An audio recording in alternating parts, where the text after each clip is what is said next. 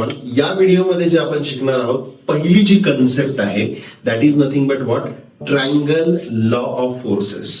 आता मग प्रश्न हा पडेल की मागचा जो व्हिडिओ होते, मागचे जे 2 व्हिडिओ होते, या 2 व्हिडिओमध्ये आपण पहिले फोर्स काय ते बघितला, त्याच्यानंतर पॅरलेलोग्राम लॉ ऑफ फोर्स काय आहे ते बघितला. या व्हिडिओमध्ये आपण ट्रायंगल लॉ ऑफ फोर्स हा बघणार आहोत. पण नेमकं या ट्रायंगल लॉ ऑफ फोर्सेसचं स्टेटमेंट काय, चलो बघूया. If two forces are represented in magnitude and direction by the two sides of a triangle taken in the same order, then their resultant is represented by the third side of the triangle taken in opposite order.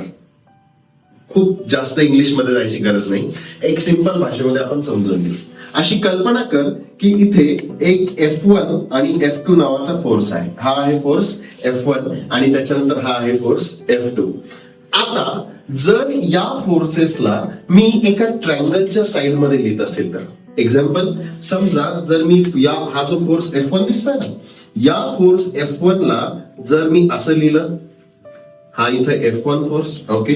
त्याच्यानंतर हा जो force F2 आहे, हा force F2, first of all या दोघांमध्ये काही ना काहीतरी अँगल असेल, थीटा, बरोबर आहे.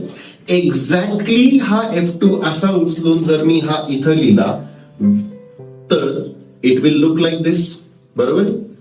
नाउ आता according to triangle law of force, जर 2 फोर्सेस ट्रायंगलच्या 2 साइड नुसार जर काढलेले असतील तर जी तिसरी साइड आहे, ही तिसरी side will be considered as what, resultant. लक्षात राहील हे 2 साइड आणि त्याच्यानंतर ही रिझल्टंट.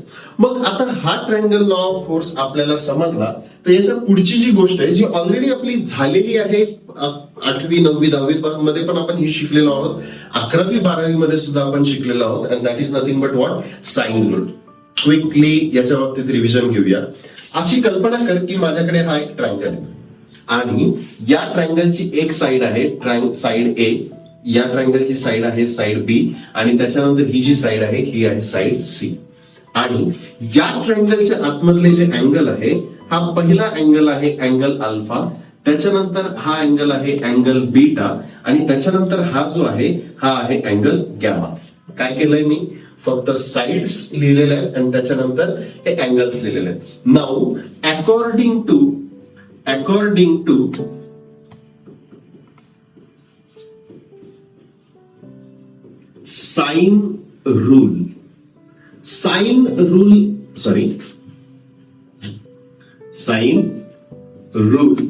साइन रूल प्रमाणे ही साइड डिवायडेड बाय या साइडच्या समोरचा अँगलचा साइन, म्हणजेच ए डिवायडेड बाय या ए साइडच्या समोरचा जो अँगल आहे हा कुठला आहे, angle alpha. So can I say sine of alpha? Yes. A divided by sine of alpha will be equal to, आता ही जी साइड आहे याच्या एक्झॅक्टली अपोजिटचा कुठला, हा sine beta. So B divided by sine of beta, that will be equals to C divided by sin of what, alpha. C divided by sin of alpha. That's it. This is nothing but what, sine rule. मग sir आपल्याला हा sine rule triangle law मध्ये कसा वापरता येईल, एक example घेऊया. समजा माझ्याकडे आहे हा फोर्स F1 आणि त्याच्यानंतर हा फोर्स आहे, जसं मी मागे काढला होता, हा फोर्स आहे F2 आणि त्याच्यानंतर हा जो आहे हा काय तयार झालेला आहे, त्यांचा रिझल्टंट. लक्षात राहू दे, रिझल्टंट म्हणजे फक्त F1 आणि F2 ची ऍडिशन नाही, रिझल्टंट म्हणजे F1 आणि F2 या दोघांचा असलेला combine effect. Okay. So F1 F2 आणि त्याच्यानंतर हा जर असेल रिझल्टंट, अशी कल्पना कर, हा इथं आहे अल्फा, हा इथं आहे गॅमा आणि त्याच्यानंतर हा इथं आहे बीटा. सो साइन रूल जर मी इथं लावला तर कसा दिसेल, R divided by sine of beta that will be equal to F1 divided by, आता F1 च्या समोरची बाजू कुठली आहे, alpha. So sine of, sorry that not alpha, that is gamma, that will be equal to F2 divided by sine of alpha, F2 divided by sine of alpha. एक लक्षात ठेव, जर तुला एवढी सिंपल गोष्ट जर समजा समजली तर मेकॅनिक्स मध्ये हे ट्रायंगल लॉ चे कुठलेही जे प्रॉब्लेम्स आहेत हे तुला सॉल्व्ह करता येतील. पण सर्वात महत्वाची गोष्ट काय, आपल्याला ट्रायंगल लॉ आणि साइन रूल कुठे वापरायचं हे समजलं पाहिजे.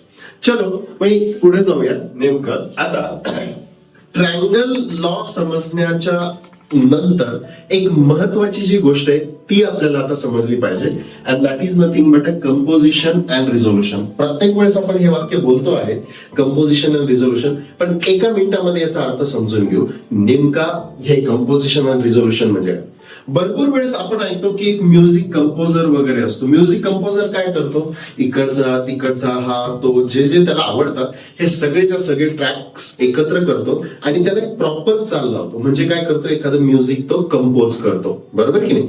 ज्यावेळेस खूप साऱ्या गोष्टी एकत्र येऊन एखादी गोष्ट तयार होत असेल, लेट मी रिपीट, खूप साऱ्या गोष्टी एकत्र येऊन एखादी गोष्ट जर समजा तयार होत असेल, त्या गोष्टीला आपण काय म्हणणार आहोत, कंपोजिशन.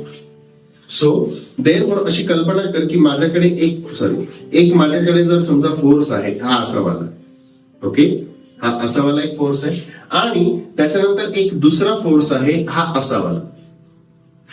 हा एक हॉरिझॉन्टल फोर्स आहे आणि हा एक व्हर्टिकल फोर्स आहे. या दोघांना कंबाईन करून एक फोर्स तयार करणे म्हणजे काय, कंपोजिशन. ओके, म्हणजे काय, कंपोजिशन. मग जर हॉरिझॉन्टल फोर्स असेल आणि हा जर व्हर्टिकल फोर्स असेल, तर या हॉरिझॉन्टल फोर्सला आणि या व्हर्टिकल फोर्सला कंबाईन करून जो फोर्स तयार होईल त्याला मी काय म्हणणार आहे, रिझल्टंट. मी हे म्हणलेलो नाहीये की एफ ऑफ एक्स आणि एफ ऑफ वाय ला ऍड करू, मी हे म्हणलेलो आहे एफ ऑफ एक्स आणि एफ ऑफ वाय ला कंबाईन करू. मग ते कॉम्बिनेशन काय, त्याचा फॉर्म्युला काय ते आपण बघू थोड्या वेळात. पण एफ ऑफ एक्स आणि एफ ऑफ वाय ला कंबाईन करून आर बनतं, हे लक्षात आलं. ओके, आता अशी कल्पना कर की समजा माझ्याकडे दोन असे फोर्सेस आहेत. एक फोर्स कसा आहे, एक फोर्स अशी कल्पना सॉरी सो एक फोर्स आहे हा असा, हा आहे फोर्स F1 आणि हा आहे फोर्स F2. ओके, हे दोन फोर्स आहेत. समजा आणखीन माझ्याकडे फोर्स आहे हा F3. या तीन फोर्सेसला कंबाईन करून जर मी एखादा फोर्स तयार करत असेल, then that is nothing but what, या प्रोसेसला काय म्हणतात, कंपोजिशन. सो हे तीनही फोर्स असू शकतात, चारही फोर्सेस असू शकतात, मल्टिपल फोर्सेस असू शकतात. जनरली आपण नॉर्मली ज्या वेळेस बोलल्याच्या नंतर कसं ट्रायंगल लॉ नाही, पण नॉर्मली आपण कसं बोलतो, हा एक फोर्स आणि त्याच्यानंतर हा एक फोर्स. हा जर फोर्स F1 असेल आणि हा जर फोर्स F2 असेल, तर या दोघांना कंबाईन करून हा एक फोर्स तयार झाला. हे आपण नॉर्मल बोली भाषेमध्ये बोलतो. लक्षात आलं, ग्रेट. रिझोल्युशन याच्या एक्झॅक्टली उलट. म्हणजे जर माझ्याकडे एखादा फोर्स ऑलरेडी दिलेला असेल, लेट से हा काय आहे माझा रिझल्टंट आर, एखादा फोर्स दिला, रिझल्टंट म्हणून नाही, हा काहीतरी फोर्स दिला आणि याची मला आता काय करायचे, तुकडे करायचे. तुकडे म्हणजे काय, याला विभागायचे. तुकडे म्हणजे अर्धे अर्धे तुकडे नाही, याला विभागायचंय. कसं, तर याला मी दोन कंपोनेंट्स मध्ये रिझॉल्व्ह करू शकतो, एक हॉरिझॉन्टल आणि एक व्हर्टिकल. कसं, एका फोर्सला दोन भागामध्ये विभागणं याला काय म्हणतात, रिझोल्युशन. याच्या एक्झॅक्टली उलट. आता या दोघांमध्ये 90 डिग्रीचा अँगल असेल का सर, यस असेल. किंवा समजा मला 90 डिग्रीचा अँगल ठेवायचा नाहीये, एक रिझल्टंट आहे असा काहीतरी, एक काहीतरी असा फोर्स आहे, हा असा काहीतरी फोर्स आहे आणि या फोर्सला मला रिझॉल्व्ह करायचंय असं आणि असं. मी करू शकतो का, हो करू शकतो. या दोघांना कंबाईन करून जर मी आर बनवत असेल, कंपोजिशन, आणि या आरला एकाला असं करत असेल, that is nothing but what, resolution. एवढी एक जरी गोष्ट लक्षात राहिली ती सुद्धा खूप मोठी गोष्ट आहे. भरपूर मुलांना या गोष्टी लक्षात न आल्यामुळे त्यांच्या पेपरमध्ये मार्क गेलेले आहेत. अँड आय डोंट वॉन्ट की तुझे हे मार्क जावेत. त्याच्यामुळे ही गोष्ट समजणं महत्वाची आहे. आणि ही जर गोष्ट तुला समजलेली असेल तर आता याच्या पुढे जाऊ. आताच थोड्या वेळापूर्वी आपण काय बघितलेलं आहे, ट्रायंगल लॉ, आणि त्याच्यानंतर काय बघितलेलं आहे, साइन रूल. एक छोटासा प्रॉब्लेम बघूया, ज्या प्रॉब्लेमच्या अंतर्गत आपल्याला समजेल की ट्रायंगल लॉ आणि साइन रूल वापरायचा कसा. Should we start? यस. तुला हा इथं प्रॉब्लेम दिसतो आहे, जमलं तर हा व्हिडिओ पॉज कर आणि पॉज केल्याच्या नंतर हा प्रॉब्लेम लिहून घ्यायचा आहे. Resolve 200 newton force into components in X and Y direction आणि त्याच्यानंतर along A and B direction. एक 200 न्यूटनचा काहीतरी फोर्स आहे. Can I say that this 200 न्यूटनचा फोर्स म्हणजे रिझल्टंट? येस. सो 200 न्यूटनचा फोर्स आहे. या फोर्सला पहिल्या केसमध्ये, यावाल्या केसमध्ये मला काय करायचंय, हॉरिझॉन्टल कंपोनंट आणि व्हर्टिकल कंपोनंट मध्ये काय करायचंय, रिझॉल्व. आणि दुसरं, याच 200 न्यूटनच्या फोर्सला मला या साइडवर, ए साइडवर आणि बी साइडवर, याच्यावर पण रिझॉल्व करायचं. ओके, तर पहिले आपण पहिली केस घेऊ. अलॉंग एक्स अँड वाय, हा एक्स आहे आणि हा वाय, याच्यावर जर समजा रिझॉल्व करायचं तर काय करू, थोडस मागे जाऊया. आता अशी कल्पना कर की माझ्याकडे हा रिझल्टंट आहे आणि या रिझल्टंटला मला जर हॉरिझॉन्टल आणि व्हर्टिकल या दोन कंपोनंट मध्ये जर समजा डिवाइड करायचं किंवा रिझॉल्व करायचं आहे, हा हे रिझल्टंट आणि हा जर दिलेला असेल थीटा, तर हा जो एफ ऑफ एक्स असतो ना, या एफ ऑफ एक्स ला म्हणतात आर कॉस ऑफ थीटा. हे आपण पुढे बघणारच आहोत. फक्त या क्षणासाठी आणि या प्रॉब्लेमसाठी एवढं फक्त लक्षात ठेवा. आर कॉस थीटा म्हणजे काय, या थीटाच्या जवळचा जो फोर्स असतो त्याला काय म्हणतो आपण, आर कॉस थीटा. आणि हा आर आणि कॉस ऑफ थीटा. आणि त्याच्यानंतर एफ ऑफ वाय जो असतो त्याला काय म्हणतो, हा R into sine of theta. एवढं लक्षात राहील? ग्रेट. आता जाऊया पुढे. हा 200 न्यूटनचा फोर्स आहे. हा 200 न्यूटनचा जर मी फोर्स इथं काढला, हा 200 न्यूटनचा फोर्स इथे आहे दिलेला. सॉरी, चुकलं. ओके, हा इथे आहे परत. हा आहे 200 न्यूटनचा फोर्स आणि या 200 न्यूटनच्या फोर्सची हॉरिझॉन्टल ऍक्सिस सोबत किती अँगल आहे, 40 डिग्री अँगल आहे. So what I am going to do, एक हॉरिझॉन्टल मी असा डॉटेड लाईन काढतोय, इथं मी 40 डिग्री असं देतो आहे.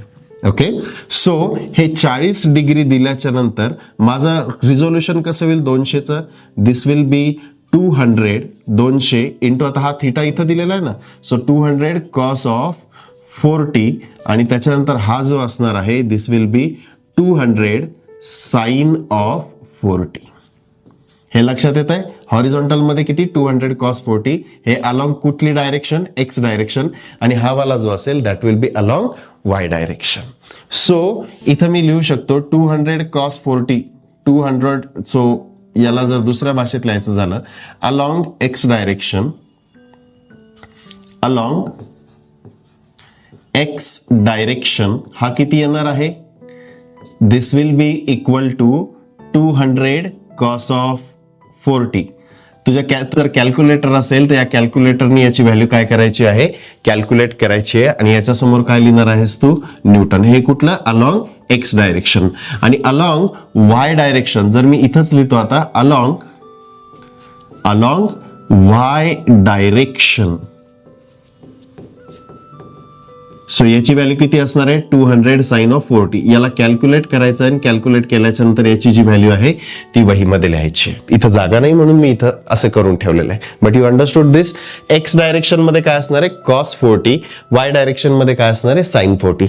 हे जर पूर्णपणे नसेल जरी समजलं तरी आपले जे पुढचे, आपण जसं जसं या व्हिडिओमध्ये पुढे जाणार आहोत तसं तसं तुला हे व्यवस्थित समजायला लागेल. ओके, सो आता आपल्याला आतापर्यंत आपण काय केलं, अलॉंग एक्स अँड वाय मध्ये आपण हा जो काही फोर्स आहे या फोर्सला रिझॉल्व्ह केलेला आहे. आता आपल्याला काय करायचंय की जो 200 न्यूटनचा फोर्स आहे, या 200 न्यूटनच्या फोर्सला ए आणि बी ह्या ज्या दोन लाईन्स दिलेल्या आहेत ना, या लाईन्सवर रिझॉल्व्ह करायचं. रिझॉल्व्ह करायचं म्हणजे काय, या 200 न्यूटनचा इफेक्ट या ए जी लाईन आहे या ए लाईनवर किती येईल आणि बी लाईनवर किती येईल हे आपल्याला प्लॉट करायचं. ओके, आता अशी कल्पना कर, हा जो 200 न्यूटनचा जो फोर्स आहे, हा 200 न्यूटनचा फोर्स मी इथं ड्रॉ करतोय. सो इथं मी काय म्हणतो आहे, दिस इज 200 न्यूटन.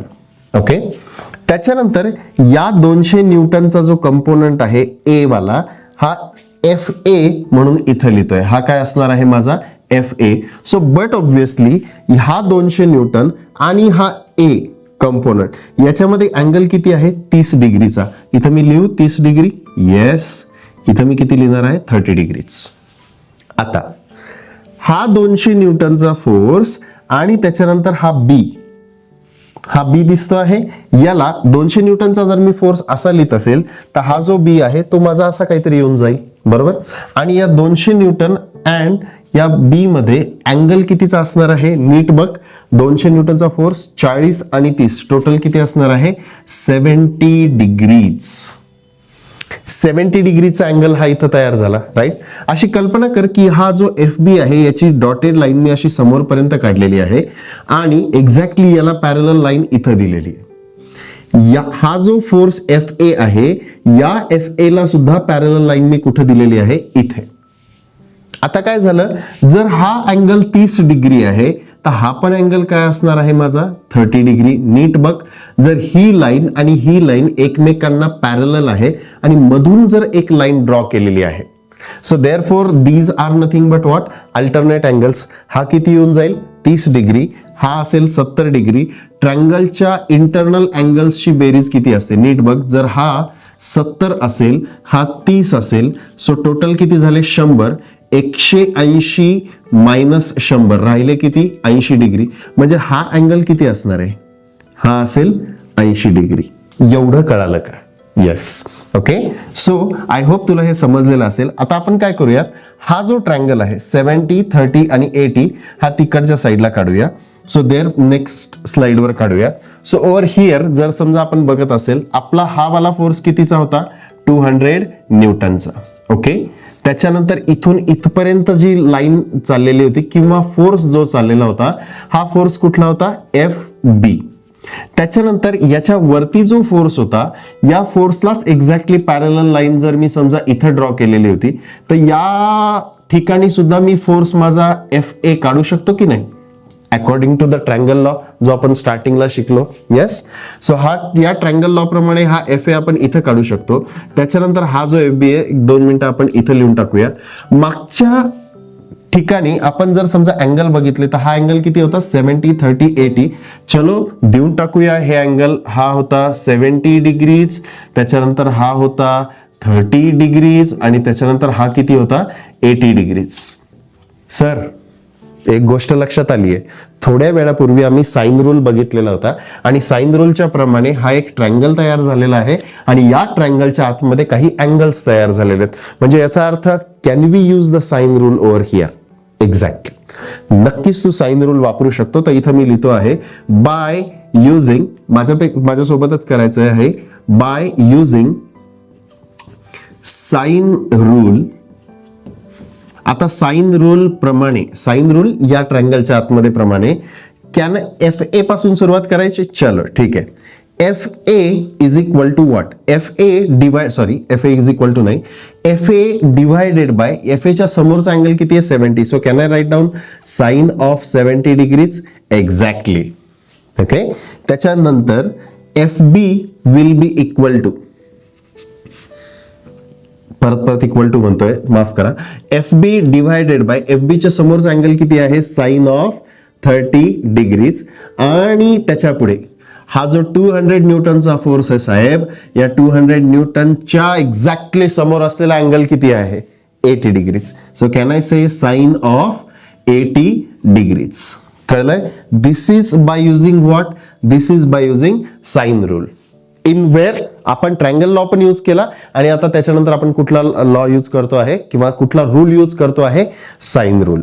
मग आता टास्क एक सिंपल आहे, एक तर एफ बी फाइंड कर किंवा एफ ए फाइंड कर किंवा दोन्ही फाइंड कर. कसं फाइंड करणार, पहिले मी फक्त एवढूशा पार्टला बघणार. सो इथं तू लिहू शकतो, फ्रॉम अबव गिवन फॉर्म्युला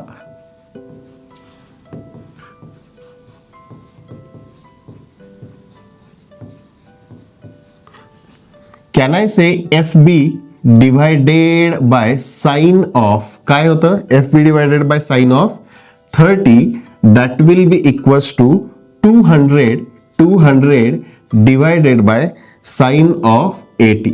बरोबर. सो जर हे रिलेशन असेल, मला कशाची व्हॅल्यू अननोन आहे, बट ऑब्विसली एफ बी ची. So let's calculate F B with each other. So F B ची व्हॅल्यू जर समजा आपल्याला कॅल्क्युलेट करायची असेल, so this will be equals to 200 multiplied by sine of 30 divided by sine of what 80. आली आहे F B ची व्हॅल्यू. चलो माझ्यासोबत तू सुद्धा कॅल्क्युलेट करायची आहे. लक्षात राहू द्या, कॅल्क्युलेटरवर करताना every single time you have to use the bracket. So let me write down 200 multiplied by sine 30 divided by sine of 80. So याची जी व्हॅल्यू येते ती व्हॅल्यू यायला पाहिजे 101.542 आणि तुमचा जो फोर्स होता हा फोर्स दिलेला कशामध्ये होता आपल्याला, न्यूटन मध्ये. सो देअरफॉर इथे सुद्धा तो कशामध्ये यायला पाहिजे, न्यूटन मध्ये. This answer will be in newton. आणि आता काय करायचंय, एफ ए ची व्हॅल्यू कॅल्क्युलेट करायची. सो आयदर एफ ए आणि एफ बी ला कम्पेअर करा किंवा F A divided by sine 70 ला कशासोबत कम्पेअर करा, 200 डिवायडेड बाय साइन 80 ला कम्पेअर करा. चला मी याला 200 सोबतच कन्सिडर करतोय. So therefore F A divided by sine of 70 will be equal to 200 divided by sine of 80. So therefore F A ची व्हॅल्यू किती आहे, एफ ए ची value will be equals to 200 into sine of 70 divided by sine of 80. Sine of 80. चलो माझ्यासोबत तू पण calculate करायला सुरुवात कर. So F A will be equal to, लगेच कॅल्क्युलेट करायचं आहे आपल्याला, 200 multiplied by sine 70 very good divided by sine of 80. So therefore याची जी व्हॅल्यू येते ती किती येते, 190.837 न्यूटन आलेली आहे एफ ए ची व्हॅल्यू आपल्याकडे. एक्सलंट. सो आता आपल्याकडे एफ ए ची आणि एफ बी ची या दोन्हीही व्हॅल्यू आलेल्या आहेत and that's it, we have got our answer, F A आणि एफ बी. आता तुला एक आश्चर्याचा धक्का देतो. हा प्रॉब्लेम युनिव्हर्सिटीमध्ये 6 मार्काला येतो आणि कितीतरी मुलं आहेत जे हा जो प्रॉब्लेम आहे ना याला पूर्णपणे सोडून देतात. का? कारण त्यांना साइन रूल माहिती नसतो. का? कारण त्यांना ट्रायंगल लॉ माहिती नसतो. किती स्टेप मध्ये आलाय आन्सर, हार्डली 1 आणि 2. 1, 2 आणि हे 3 लिहिण्याचे म्हणजे फक्त 6 लाईन्स लिहिण्याचे तुला किती मार्क आहेत, 6 मार्क आहेत. आणि हे मार्क तू मिळवणार आहेस, पण कंडिशन काय की तुला अभ्यास करायचा आहे. ओके.